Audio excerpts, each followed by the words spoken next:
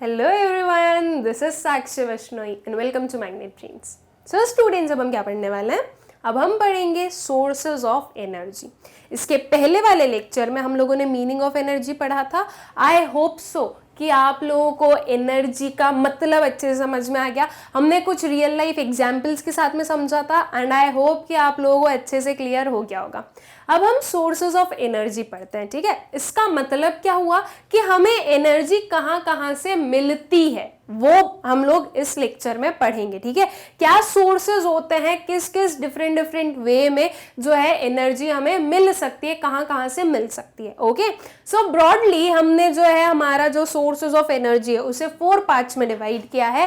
That is commercial energy, non commercial energy, conventional energy and non conventional energy, ठीक है। अब इन चारों को पढ़ते हैं कि इनका मतलब क्या होता है। वैसे आई होप कि शायद आप लोगों को इनका मतलब पता होगा। ये सारी चीजें जो है या आप आपकी प्रीवियस क्लासेस में पढ़ चुके होंगे जब आप लोगों ने साइंस पढ़ा था तब, ठीक है। बिकॉज ये सब कुछ जो ये हम लोग अभी पढ़ रहे हैं, लास्ट वाले लेक्चर में पढ़ा, इसमें पढ़ा, ये सब हमारे कुछ साइंस से रिलेटेड टॉपिक्स है, बट वो इकोनॉमिक्स में पढ़ रहे हैं। बिकॉज ये जो एनर्जी है, ये इसका इंफ्रास्ट्रक्चर डेवलप होना या एनर्जी की जरूरत इकोनॉमिक डेवलपमेंट में बहुत ज्यादा जरूरी होती है, इसलिए हम जो है इसे इकोनॉमिक्स के अंदर पढ़ रहे हैं, ठीक है। तो चलिए देखते हैं सबसे पहले कमर्शियल एनर्जी क्या होती है। देखो, कमर्शियल एनर्जी सिंपल सी चीज है, वो एनर्जी है जिसके लिए हम लोग पे कर रहे हैं, जो कि कॉस्ट के साथ में जो एनर्जी आती है वो होगी कमर्शियल एनर्जी। फॉर एग्जाम्पल, सबसे इजी एग्जाम्पल हम लेंगे इलेक्ट्रिसिटी का, ठीक है। इलेक्ट्रिसिटी जो है स्टूडेंट्स, हम लोगों को उसका बिल पे करना पड़ता है, राइट। हमें इलेक्ट्रिसिटी फ्री ऑफ कॉस्ट नहीं मिलती है, तो ये है कमर्शियल एनर्जी, ठीक है। कमर्शियल एनर्जी वो एनर्जी है जिसके लिए हमें पे करना पड़ेगा, जिसे हम लोग फ्री ऑफ कॉस्ट यूज नहीं कर सकते हैं। Okay, so commercial energy refers to those sources of energy which command a price and the user have to pay a price for them, ठीक है। कमर्शियल एनर्जी क्या हो गई? ये वो एनर्जी है जो कि प्राइस कमांड करती है, जो कि प्राइस जो है वो मांगती है कि अगर आपको ये यूज करना है तो आपको इसके लिए प्राइस पे करना पड़ेगा, ये फ्री ऑफ कॉस्ट नहीं मिलेगी, ठीक है। For example, coal, petroleum and electricity, ठीक है। कोल हो गया, पेट्रोलियम हो गया, इलेक्ट्रिसिटी हो गया। सबसे अच्छा एग्जाम्पल मैंने आपको इलेक्ट्रिसिटी का समझा ही दिया, राइट। पेट्रोलियम, क्या पेट्रोल जो है वो पेट्रोल, डीजल, ये जो है आपको फ्री ऑफ कॉस्ट मिलते हैं क्या? नहीं मिलते ना। हमें जो है अपनी अगर व्हीकल्स को चलाना है तो हमें जो पेट्रोल हम ले रहे हैं उसके लिए प्राइस पे करना पड़ेगा। ओके, जनरेटर्स जो होते हैं, जो पावर जनरेटर्स होते हैं, उनको फंक्शन करवाने के लिए हमें उनमें डीजल का यूज करना पड़ेगा, तो उसके लिए हमें जो है उसका अमाउंट पे करना जरूरी है, बिकॉज ये हमें फ्री ऑफ कॉस्ट नहीं मिलेंगे। Commercial sources of energy are generally exhaustible except hydropower. Hydropower जो है वो एग्जॉस्ट नहीं होती, मतलब कि ऐसा है कि वो खत्म नहीं होगी, ओके। बाकी जो आपके कमर्शियल सोर्सेज है एनर्जी के वो एग्जॉस्टेबल है। इट मींस कि इस एग्जॉस्टेबल को मैं अगर थोड़े इजी लैंग्वेज में या इजी टर्म में आपको बताऊं तो ये क्या है? ये है non renewable sources of energy, ठीक है।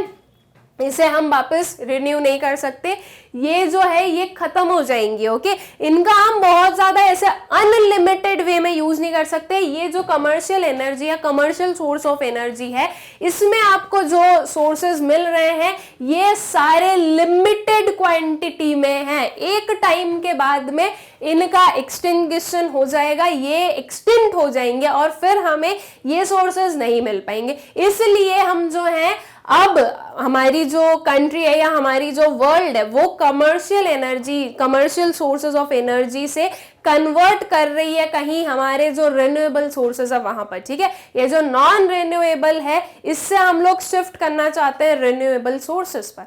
फॉर एग्जाम्पल, सोलार प्लांट्स आप लोगों ने सुना होगा, राइट। सोलार प्लांट्स क्या है स्टूडेंट्स? वो है रिन्यूएबल सोर्स ऑफ एनर्जी। वो सनलाइट की हेल्प से, सन की हेल्प से जो है एनर्जी प्रोड्यूस करते हैं, इलेक्ट्रिसिटी प्रोड्यूस करते हैं, और वो जो है हम उसे एज एन इलेक्ट्रिसिटी यूज कर सकते हैं, ओके। हीट प्रोवाइड करता है सन की हेल्प से।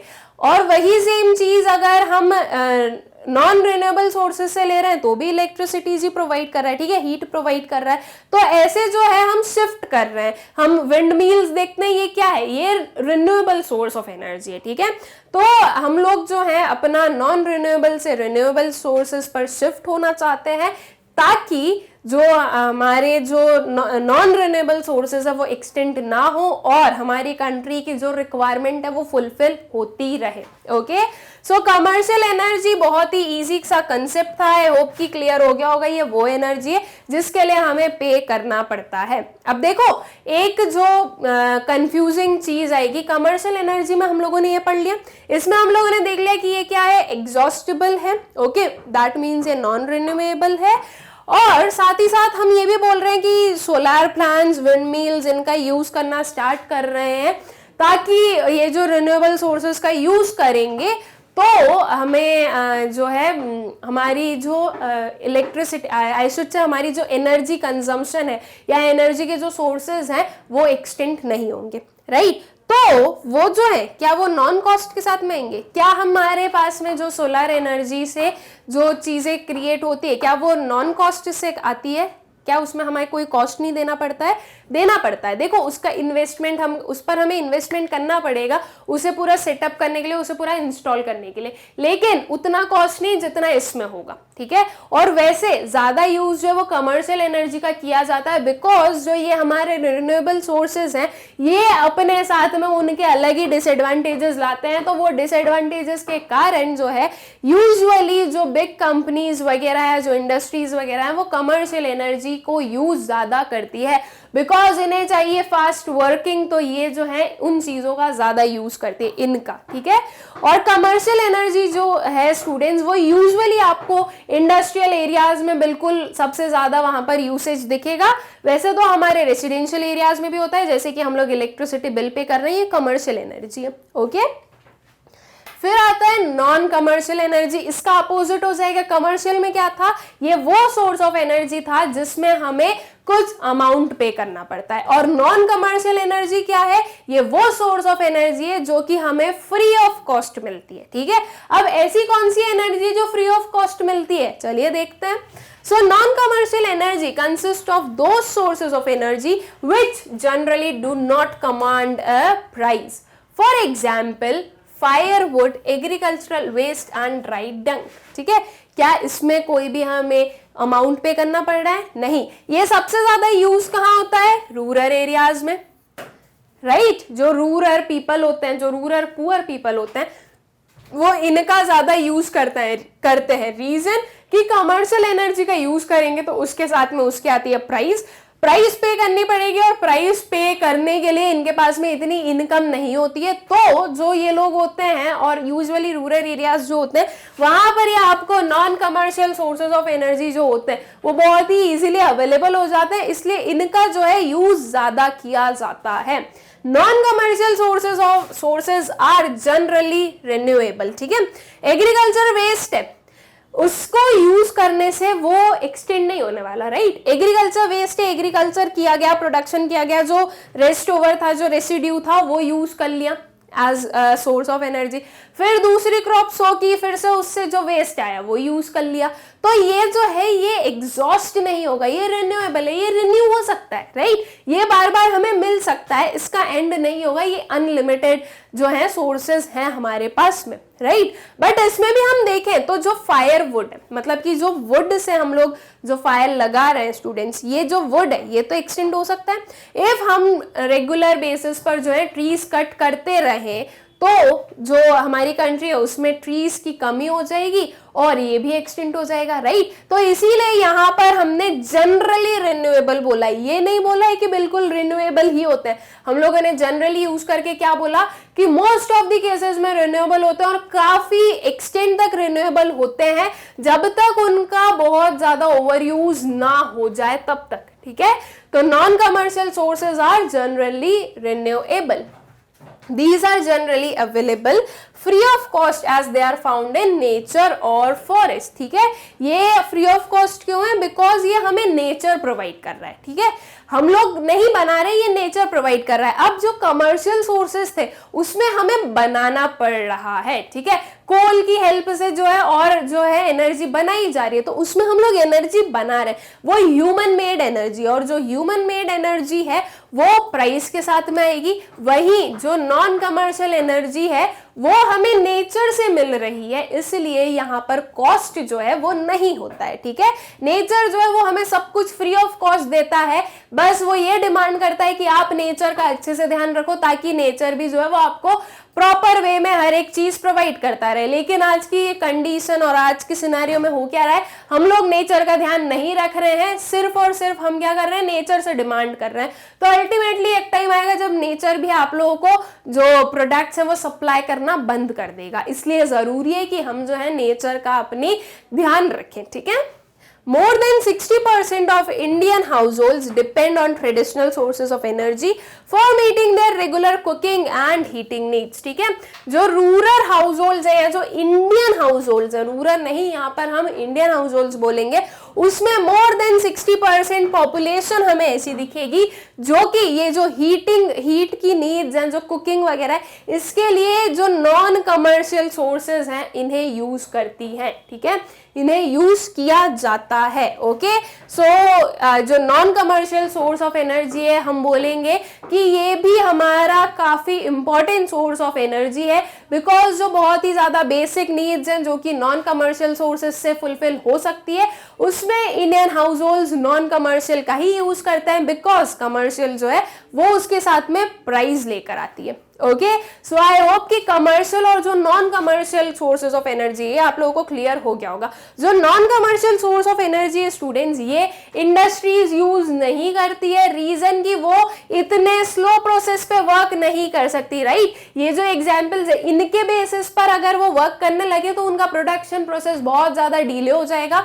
और लार्ज स्केल पर प्रोडक्शन हो रहा है तो उन्हें जो है लार्ज स्केल पर एनर्जी रिक्वायरमेंट भी होगी, और ये लार्ज स्केल पर एनर्जी रिक्वायरमेंट को फुलफिल करने के लिए इतने केपेबल नहीं होते हैं। ओके, तो इसलिए जो non commercial sources of energy है वो इंडस्ट्रीज यूज नहीं करती है। ओके, आई होप सो कि कमर्शियल और नॉन कमर्शियल क्लियर हो गया होगा।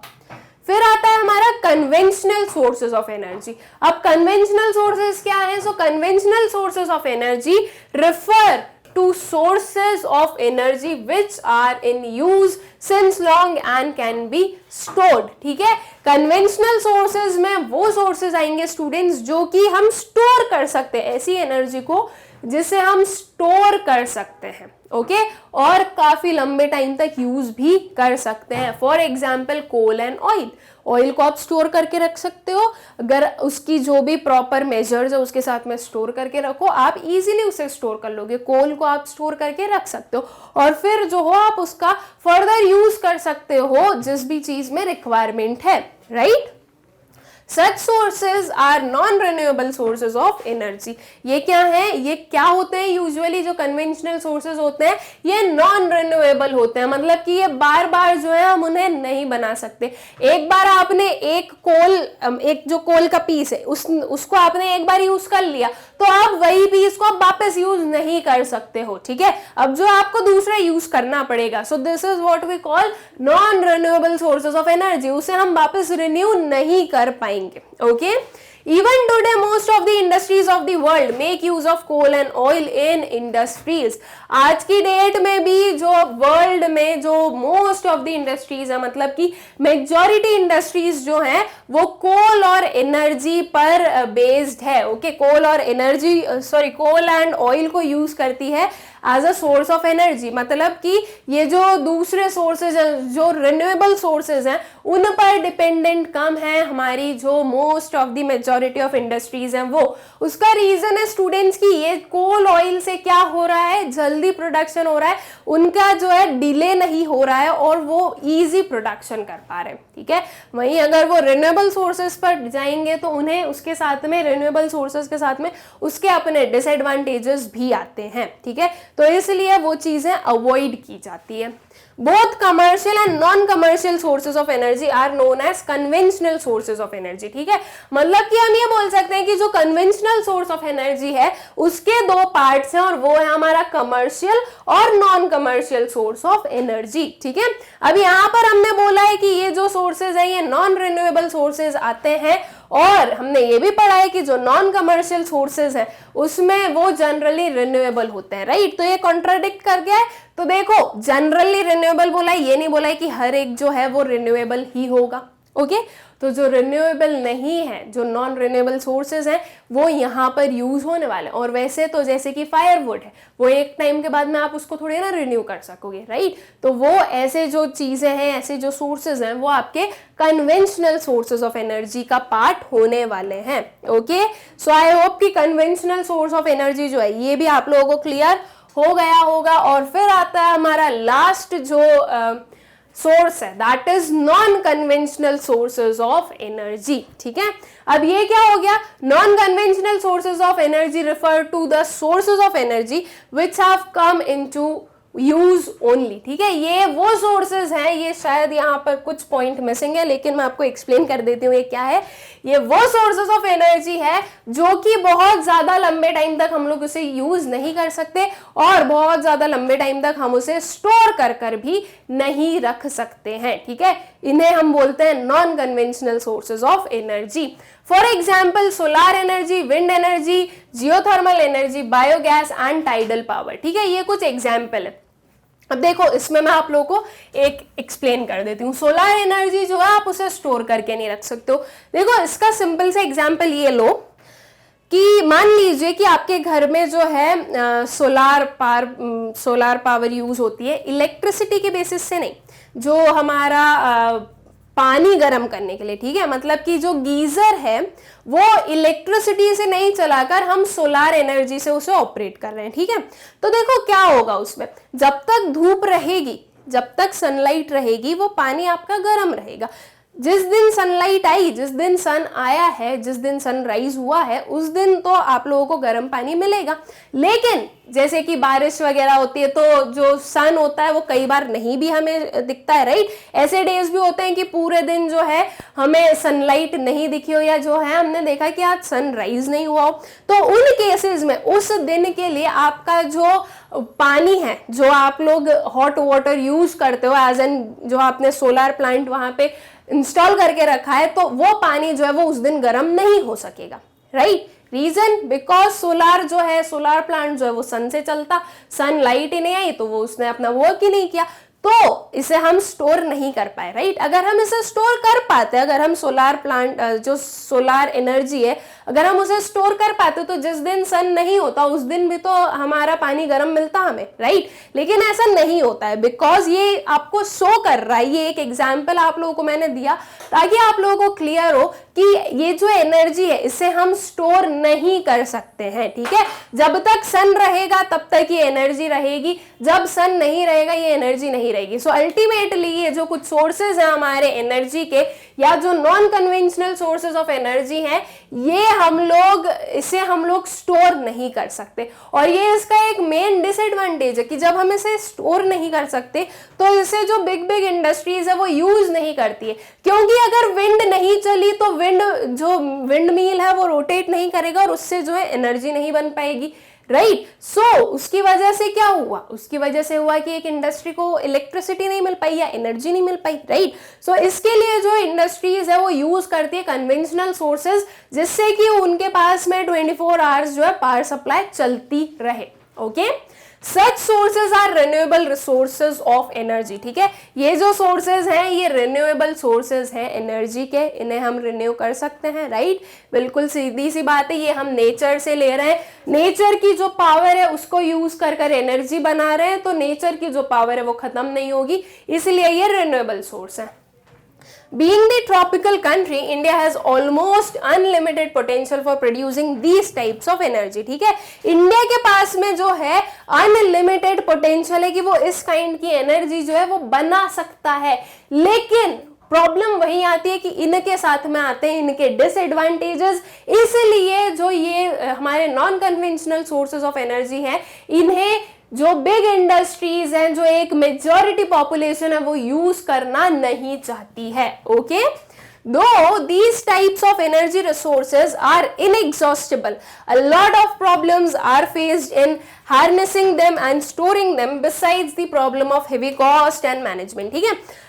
हैवी कॉस्ट और मैनेजमेंट भी होता है, और इन प्रॉब्लम्स के अलावा ये वाली हो गई स्टोर करना, उनको संभाल के रखना, ठीक है, इसमें भी प्रॉब्लम आती है, तो इसलिए ये यूज नहीं की जाती है। As a result they are not generally used in the industries. Okay, so I hope कि ये जो हमारे सारे सोर्सेज ऑफ एनर्जी है, commercial, non commercial, conventional, non conventional, ये आप लोगों को क्लियर हो गई होगी। और हमें अब इतना भी समझ में आएगी कन्वेंशनल सोर्स ऑफ एनर्जी के दो पार्ट्स हैं, और वो कौन से हैं, कमर्शियल और नॉन कमर्शियल सोर्सेज, ठीक है। सो आई होप कि ये जो हमारे चारों सोर्सेज हैं ये आप लोगों को अच्छे से क्लियर हो गए होंगे। अब एक और चीज सीख लीजिए, और वो ये है कि आप लोगों को मैग्नेट ब्रेन्स की वेबसाइट से आपके जो वीडियोस होते हैं वो कैसे एक्सेस करने होते हैं। सिंपल है, गूगल ओपन कीजिए, गूगल पर आप लोगों को टाइप करना है magnetbrains.com और उसे सर्च करना है, ठीक है। ये आपको सर्च करना है तो आपके सामने ये जो मैग्नेट ब्रेन्स की वेबसाइट है उसका क्या होम पेज ओपन हो जाएगा, ठीक है। अब इसे स्क्रॉल कीजिएगा, इससे जब आप स्क्रॉल करोगे स्टूडेंट्स तो आपके सामने कुछ ये दिखेगा, ठीक है। यहाँ पर क्लास 12th से लेकर क्लास 1st तक के सारे ऑप्शंस हैं। जिस भी क्लास का वीडियो आपको देखना है, जिस भी क्लास का सब्जेक्ट आपको पढ़ना है, उस क्लास पर आप क्लिक कीजिए तो जितनी भी प्लेलिस्ट है वो आपके सामने ओपन हो जाएगी। जैसे कि फॉर एग्जांपल क्लास 12, ये 12th है, हमारा 12th ओपन है। 12th में जितनी भी प्लेलिस्ट है वो हमारे सामने यहाँ पर हमें दिख सकती है। अब इसमें मैं आप लोगों को इकोनॉमिक्स का बता रही हूँ, इकोनॉमिक्स का जैसे बता रही हूँ वैसे ही आप किसी भी सब्जेक्ट का देख सकते हो इजीली। यहाँ पर क्लास 12th इकोनॉमिक्स बहुत इजीली विजिबल है। ये एक ऑप्शन दिख रहा है वॉच नाउ का, इस पर हमें क्लिक करना है। इस पर हम क्लिक करेंगे तो कुछ ये ओपन होगा हमारे सामने, ठीक है। अब इसमें watch chapter wise videos, okay. इसके अंदर स्टूडेंट्स आप लोगों को मैक्रो इकोनॉमिक्स और इंडियन इकोनॉमिक डेवलपमेंट दोनों के सारे चैप्टर के सारे टॉपिक्स जो है वो सिस्टमैटिकली अरेंज्ड मिलेंगे, ओके। अब ये कैसे करना है, देखो यहाँ पर मैक्रो इकोनॉमिक्स लिखा है तो पहले हमने जो है पूरे मैक्रो इकोनॉमिक्स के अरेंज्ड मिलेंगे आपको। इसको स्क्रॉल करना है, नीचे आपको एक और सेक्शन देखेगा इंडियन इकोनॉमिक डेवलपमेंट का, उसके नीचे जो है वो सारे इंडियन इकोनॉमिक डेवलपमेंट होंगे, ठीक है। अब मान लीजिए हमें मैक्रो इकोनॉमिक्स के चैप्टर 1 इंट्रोडक्शन का देखना है, ओवरव्यू पढ़ना है, तो क्या करेंगे, इस पर क्लिक किया तो ये जो सारे टॉपिक्स थे वो हमारे सामने ओपन हो गए, ठीक है। अब इसमें से आपको जो देखना है आप उस पर क्लिक कर सकते हैं। फॉर एग्जांपल ओवरव्यू देखना है, ओवरव्यू पर क्लिक कीजिए तो जो वीडियो है वो प्ले हो जाएगा, ठीक है। ये जो वीडियो है ओवरव्यू वो प्ले हो गया। अब अगर इसका नेक्स्ट वीडियो देखना है तो यहाँ पर नेक्स्ट वीडियो का ऑप्शन है, इस पर क्लिक कीजिए। इफ नेक्स्ट नहीं देखना है और कुछ देखना है तो यहाँ से कैंसिल कर दीजिए। जो वेबसाइट का होम पेज है वो ओपन हो जाएगा वापस से, और फिर वापस सेम प्रोसीजर आप अप्लाई कीजिए, और इस वे में आप किसी भी क्लास के, किसी भी सब्जेक्ट के, किसी भी टॉपिक को इजीली एक्सेस कर सकते हो, ओके। आई होप सो कि ये आप लोगों को क्लियर हो गया होगा स्टूडेंट्स, और जो हमारे सोर्सेज ऑफ एनर्जी हैं ये भी आप लोगों को अच्छे से क्लियर हो गए होंगे। Thank you.